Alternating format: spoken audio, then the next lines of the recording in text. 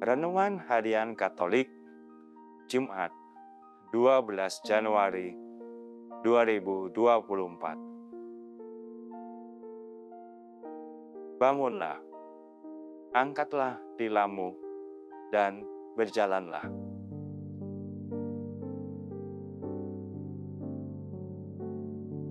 Manakah yang lebih mudah?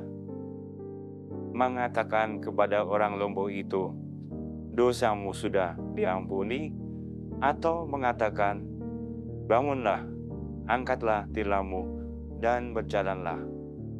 Tetapi supaya kamu tahu bahwa di dunia ini Anak Manusia berkuasa untuk mengampuni dosa.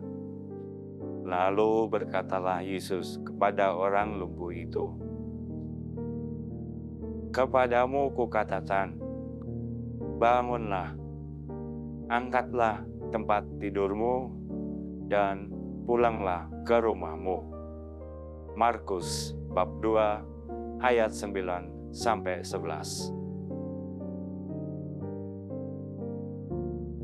Supaya dapat mencapai sesuatu, seseorang dapat melakukan tindakan yang sangat nekat. Nekat adalah tindakan yang dilakukan seseorang di luar kemampuan wajarnya. Beberapa orang yang datang kepada Yesus dengan mengusung seorang yang lumpuh dapat dibilang nekat. Banyak halangan yang harus mereka hadapi untuk berjumpa dengan Yesus. Mereka tak dapat membawa si lumpuh ke hadapan Yesus karena orang banyak yang berkerumun di sekitar Yesus. Di muka pintu pun tak ada lagi tempat terbuka yang tersisa. Namun mereka tidak mundur. Dari pintu tak dapat masuk.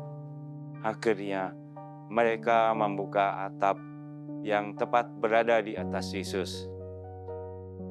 Sesudah atap terbuka, mereka menurunkan tilam, yakni tempat orang lumpuh itu terbaling. Melihat iman mereka, berkatalah Yesus kepada orang lumpuh itu, hai anakku, dosamu telah diampuni.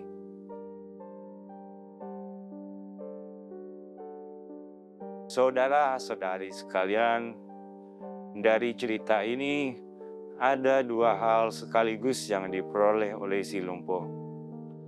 Pertama, ia memperoleh kesembuhan saat Yesus mengatakan kepadanya untuk bangun. Segera ia bangun, mengangkat tempat tidurnya, dan pergi keluar di hadapan banyak orang itu. Kedua, ia disebut oleh Yesus sebagai anakku. Betapa membahagiakan diakui sebagai anak oleh Yesus. Kedua anugerah ini diperoleh berkat kenekatan orang-orang yang membawanya untuk bertemu Yesus melalui atap.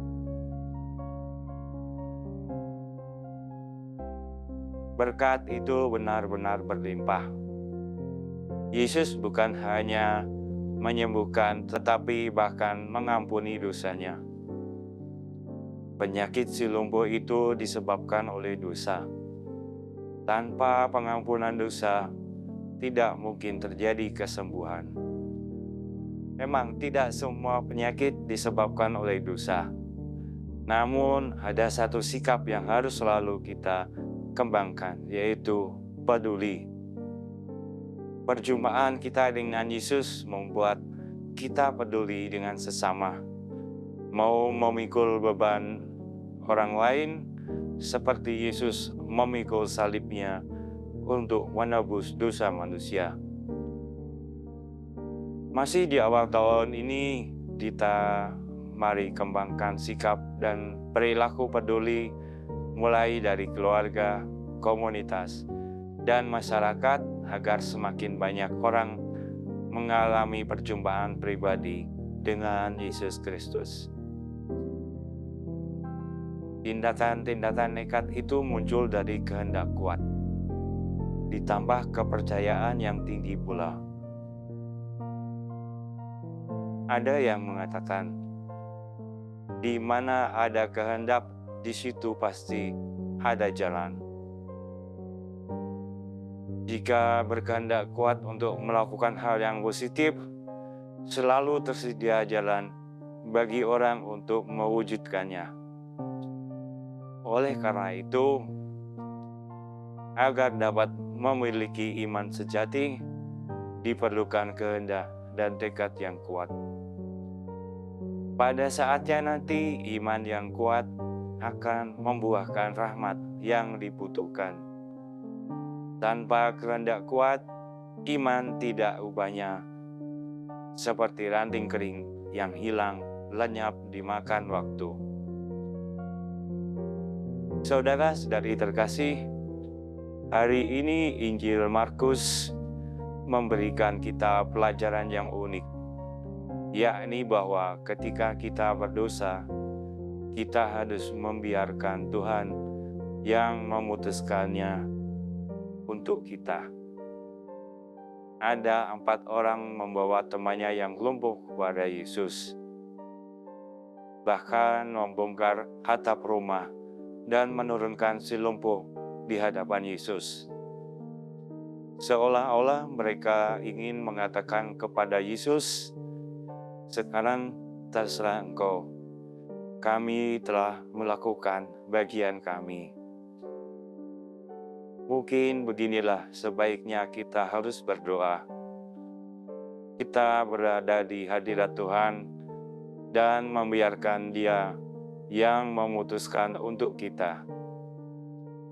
Ketika kita berdoa, kita tidak memberikan instruksi kepada Tuhan tentang apa yang harus Dia lakukan kepada kita.